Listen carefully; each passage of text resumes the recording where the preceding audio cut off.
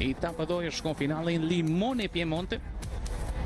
Jonas Vingegaard queria mostrar que, perdido o Tour, era hora de centrar objetivos na Vuelta e conseguiu bater um dos homens da temporada, batendo o impressionante Giulio Ciccone, que teve também um bom ressurgir neste ano.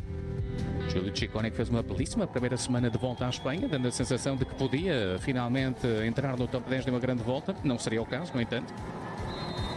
Vingegaard venceu, convenceu e na terceira etapa deixou que fosse David Gaudu brilhar em Ceres. David Gaudu não só ganhou, como também envergou a camisola vermelha de líder da classificação geral. Rapidamente saltamos para a etapa 4, em que o pelotão chegou a Voiron, depois da Itália, chegada à França, e em Voiron, surpresa tremenda com a vitória de Ben Turner perante Jasper Philipsen. Primeira etapa numa grande volta para Big Ben Turner.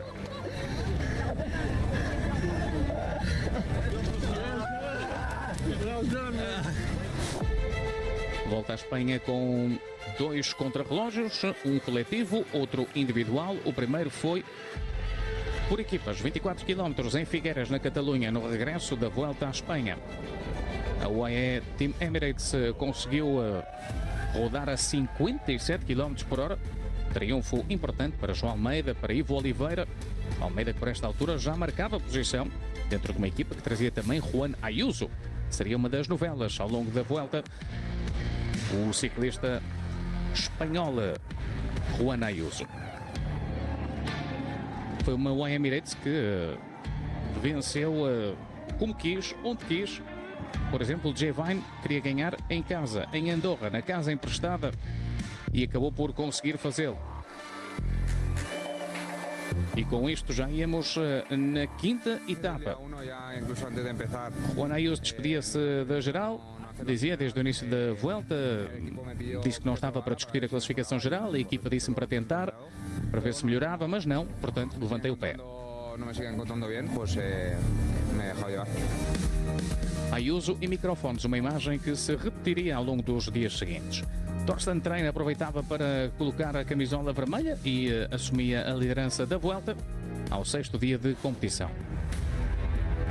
A etapa 7 foi, digamos que, o ressurgir da Fênix. Juan Ayuso vinha de perder minutos no dia anterior e arrancou para uma vitória em Serler. Grande triunfo vindo da fuga. Hello everybody, welcome to stage 8 and come with me. E a etapa 8 foi o regresso dos velocistas em Saragossa.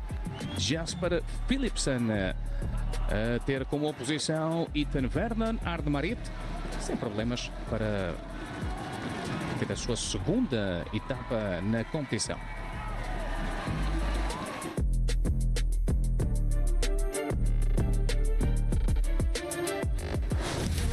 No dia 9 renovaram-se as esperanças para os fugitivos.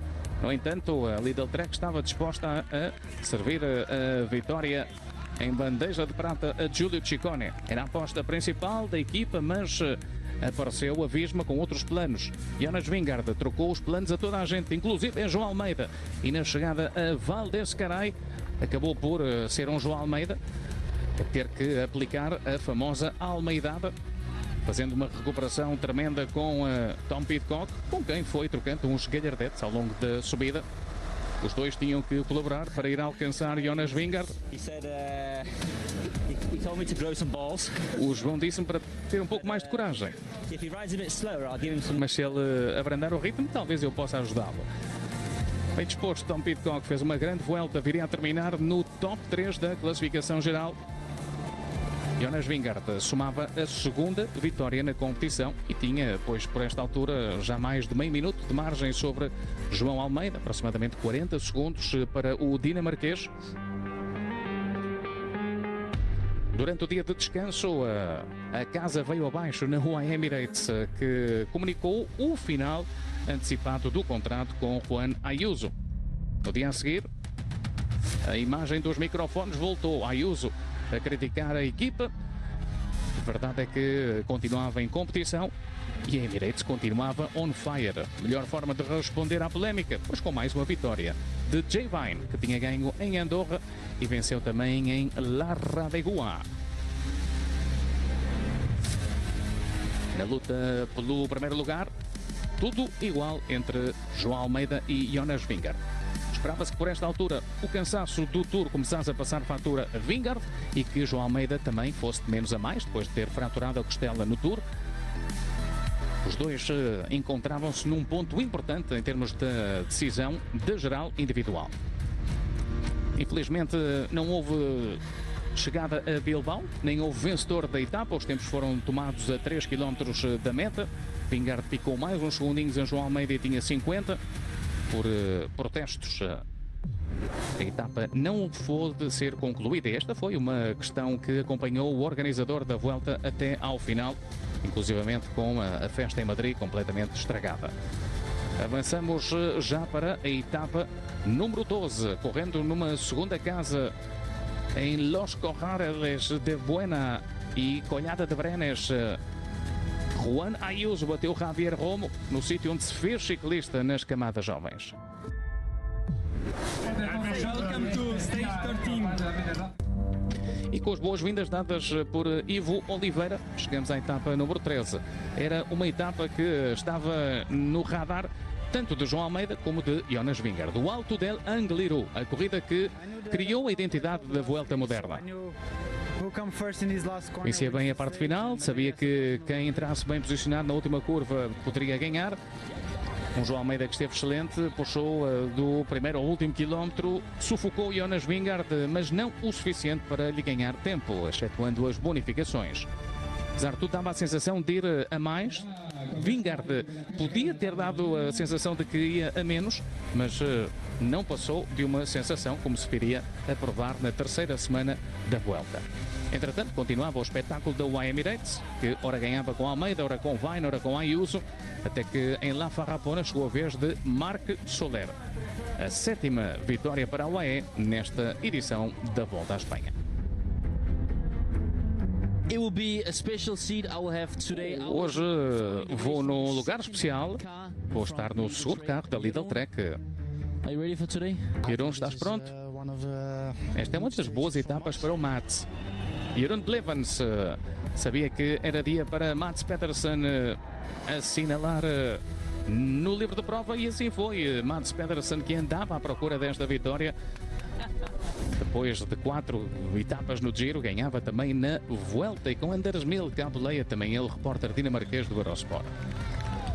Etapa número 15, uma etapa que ficou, pois, naturalmente para a carreira de Mats Pedersen. Mas já estamos com imagens da 16ª, mais uma vez protestos que não permitiram a chegada a Castro de Herville. Era uma chegada em alto, boa para João Almeida, aproveitou para ganhar Egan Bernal. Ganhar faz-me contente, deixa-me contente, não apenas a mim, mas às pessoas que me acompanharam durante todo o processo, toda a recuperação. O Egan Bernal de regresso aos triunfos, tinha batido Mikel Landa. Etapa 17, final no alto de El Morredero, onde a realidade trágica dos incêndios ficou bem patente no despida e no negro da paisagem. Apesar de tudo, pelo menos a chegada pôde-se fazer. Chegada com vento intenso, uma chegada muito atacada e bem preparada pelos homens da Red Bull Bora Hansgrohe. Rodava Giulio Pellizzari para tentar ganhar a jornada e assim foi. Uma jornada, uma ventania importante, onde João Almeida deu algumas demonstrações de fragilidade, conseguiu-se defender, mas continuava a 50 segundos do primeiro lugar. A sonhar com ser o primeiro português a ganhar uma grande volta, mas para isto tinha que ultrapassar um ciclista absolutamente brilhante, como é Jonas Vingegaard, um homem que nas voltas mais recentes que tinha feito, ou tinha fechado primeiro ou tinha fechado em segundo, portanto a fasquia estava colocada bem lá em cima. Pelo meio, o contrarrelógio em Valladolid, com Filippo Ganna a ganhar para a Ineos, e na etapa 19, em Guijuelo, perto de Salamanca, Jasper Philipsen acabou por voltar aos triunfos. Faltava o espetáculo final, a Bola del Mundo. Jornada muito tensa, com protestos a marcar novamente a etapa. João Almeida lançou o all-in, mas onde houve vontade, faltaram as pernas. Jonas Vingegaard terminou a volta a campeão. Nas rampas inclinadas das estradas de cimento da subida em plena Serra Madrilena, mostrou quem era o patrão da volta. O dinamarquês que tinha perdido o Tour vencia a volta à Espanha. Jonas Vingegaard, o campeão da volta de 2025, coroado na Bola del Mundo perante um João Almeida, segundo classificado, que depois de ter feito pódio no Giro, fazia também pódio na volta. Significa muito para mim, é a minha primeira volta, minha primeira grande volta também em 2 anos, portanto voltar tudo o que tive que voltar em pouco tempo é uma sensação muito positiva para mim, poder estar aqui e poder mostrar que ainda estou num nível muito alto. Foi uma volta que nos fez sonhar a nós portugueses. João Almeida terminou na segunda posição, atrás de um ciclista que é também um magnífico corredor. O Jonas Vingegaard, que tem 2 tours, uma volta. Quem sabe no próximo ano possa estar no Giro. Encerrados os capítulos das grandes voltas, faltava uma série de provas de um dia excitantes. Por exemplo, no Quebec, clássicas do Canadá, Julian Alaphilippe com uma das exibições do ano. Colocou-se na frente no grupo certo da fuga e desde a fuga ganhou a prova quebecoise. Magnífica vitória para a Tudor, que também iria terminar forte o ano na Lombardia, colocando Michael Storer no pódio no monumento. O primeiro para a equipa suíça de Fabian Cancellara.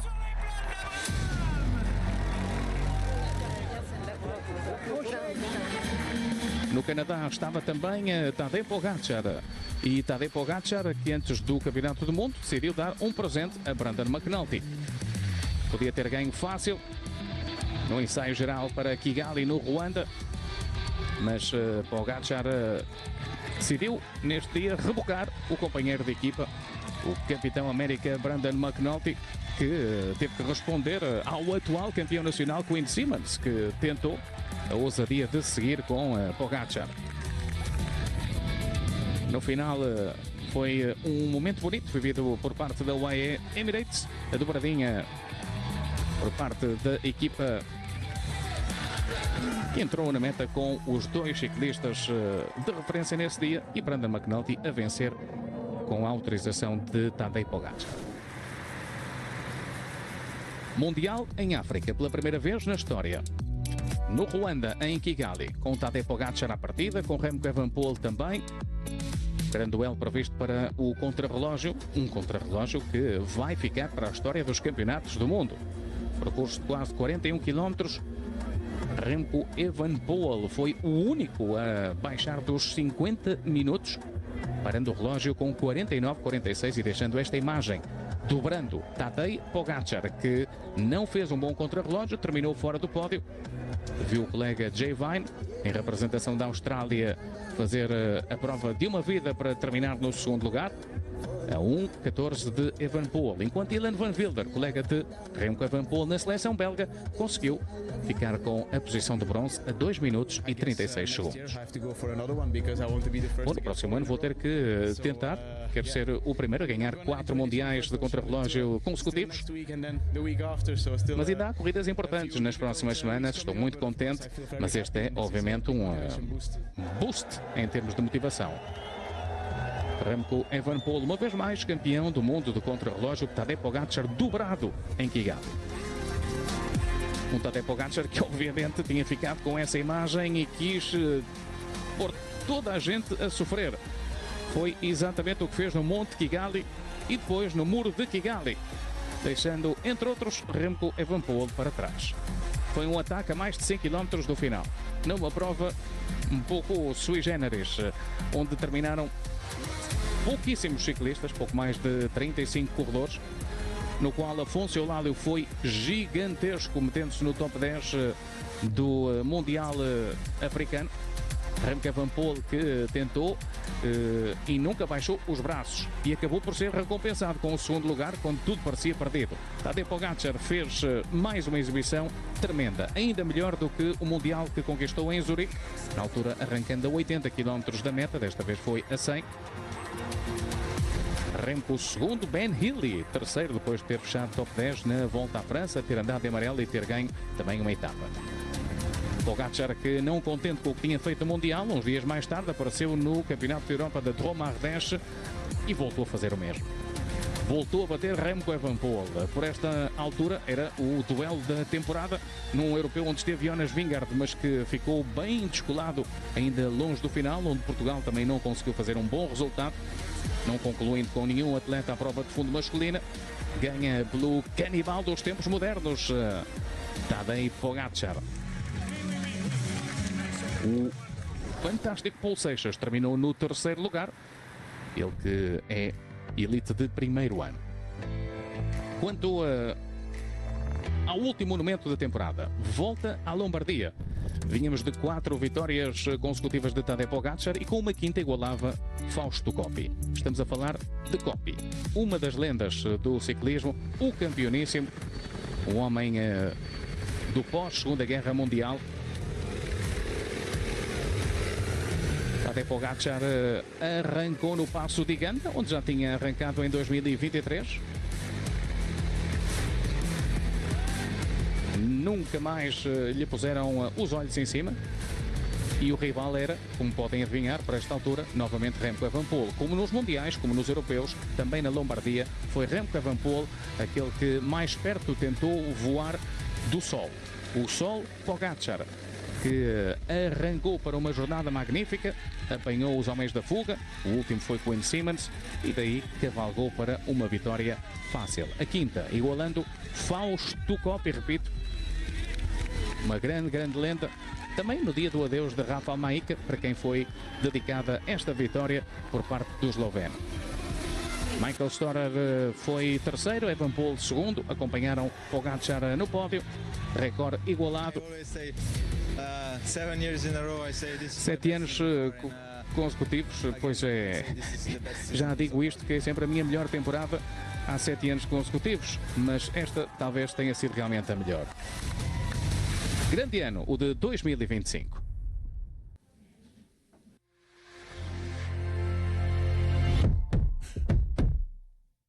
Next weekend. Sejam muito bem-vindos ao resumo da época 2025 do ciclismo masculino. Este ano teve de tudo: fugas épicas, sprints apertados, grandes batalhas na montanha. Vivemos uma época vintage que vamos tentar resumir ao longo da próxima hora e um quarto.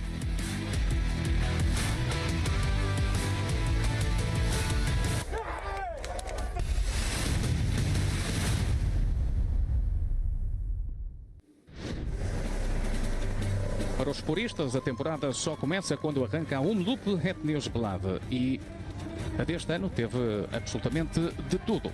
Acabou com um vencedor surpreendente. Foi também o prenúncio de um grande ano da UnoX.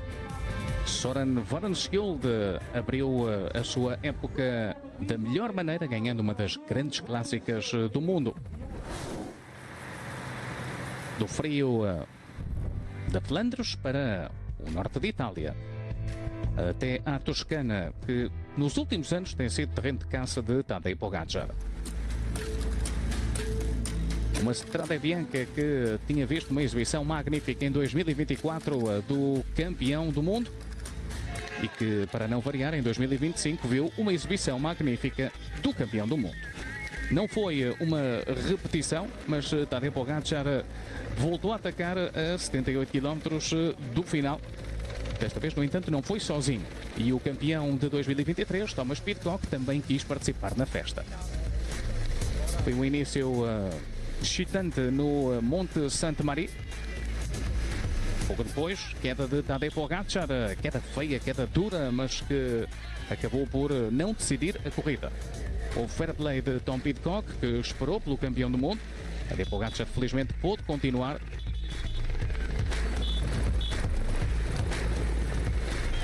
Também na frente estava por esta altura Michał Kwiatkowski. Portanto, tudo isto no meio de algum sangue, muito suor. Felizmente não houve lágrimas para ninguém. Pidcock à espera de Pogačar para a última hora de corrida. Os dois ex-campeões da Strade Bianca, pouco depois, novamente reunidos.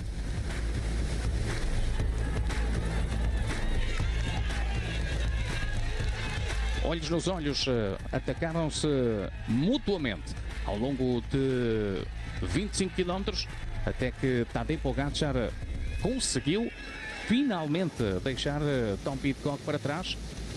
O Col Pinzuto e as suas rampas inclinadas foram desta vez o momento decisivo da corrida para o campeão mundial. O fenómeno Pogačar, o homem que gosta de entrar sozinho na Piazza del Campo em Siena. Mais uma imagem que fica para a história, de braços no ar. O triunfo renovado de Tadej Pogačar no Sterrato da Strade Bianca. Bom início também de temporada para Tom Pidcock na nova equipa, na Q36.5, com o segundo lugar. Estou cheio de adrenalina depois de ter cruzado a linha de meta, mas também tenho algumas dores. Não foi a melhor forma para ganhar uma corrida, mas enfim, uma vitória é uma vitória. Esperemos que não haja nada de importante, que esteja tudo bem.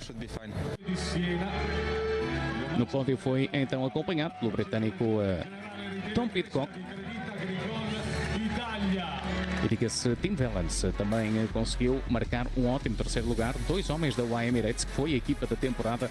Viria a ser uma época histórica para os comandados de Josiane Machin.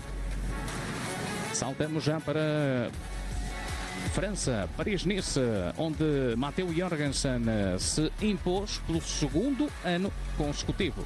Foi mais uma história de sucesso para os estadunidenses. Matteo Jorgensen defendeu o título de 2024 ao longo de 8 etapas. E diga-se, João Almeida também venceu. João Almeida venceu em La Loge des Gats, uma das jornadas montanhosas da edição deste ano do Paris-Nice. Foi também a melhor temporada de sempre de João Almeida. Quanto ao terreno adriático, belíssimo espetáculo. O Juan Ayuso, maravilhoso, esteve fortíssimo do início ao final. Num terreno que deu o tridente ao jovem ciclista da UAE. Também ele viria a ser uma das figuras da temporada, às vezes pelos bons e outras vezes por motivos menos bons. Olhamos já para a Milão-San Remo. Era o primeiro monumento do ano, como sempre, o início da primavera a trazer-nos a clássica mais longa do calendário, praticamente 300 km. 2024, vitória de Jasper Philipsen. 2023, vitória de Mathieu van der Poel. Uma clássica que Tadej Pogačar já o disse, é a mais difícil para ele de ganhar dos 5 monumentos do ciclismo. Não que não tenha tentado na Cipressa pelo segundo ano consecutivo. Bem lançado por Johnny Narvaez, Tadej Pogačar arrancou. Muito bem, Filippo Ganna. Muito bem, Mathieu van der Poel. Marcação cerrada ao campeão do mundo. La Primavera nunca falha em termos de espetáculo. Desta vez a Cipressa foi mesmo decisiva. Há muito que não acontecia uma movimentação tão importante, tão longe da meta, a mais de 23 km do final. Uma corrida que habitualmente é definida no pódio, foi desta vez definida na Cipressa, pelo menos no que diz respeito ao pódio final.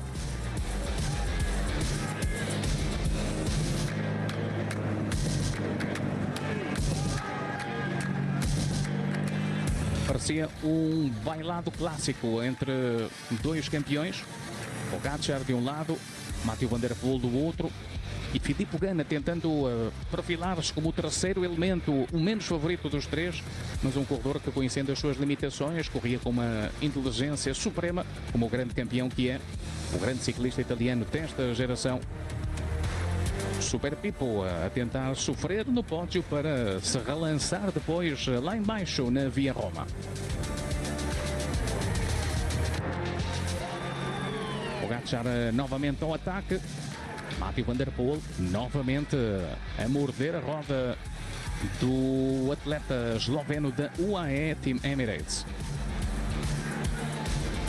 verdade é que não o tinha conseguido soltar na Cipressa e também não o conseguiria soltar no pódio. Matej van der Poel, inclusive, atacou Tadej Pogacar, forçando Pogacar a perseguir nos últimos 400 metros do pódio de Sanremo. Mas os dois chegaram juntos à técnica de descida que leva ao final da prova.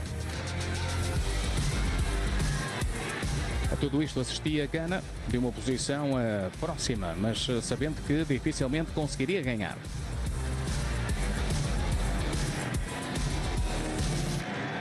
Tudo adiado para o sprint, um mano a mano entre dois corredores diferentes.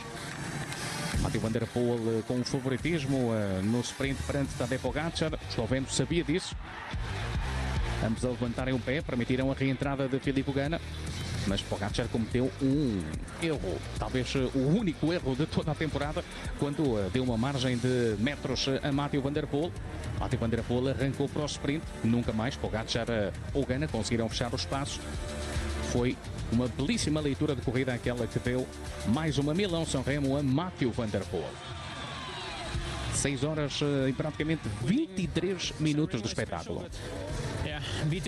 Vencer Sanremo é especial, mas bater estes dois ciclistas incríveis é uma honra para mim estar no pódio com eles. Não sei bem o que dizer, exceto que estou super contente. Matej van der Poel, Tadej Pogacar, o grande duelo da era moderna no que diz respeito aos monumentos. Voltando às corridas por etapas.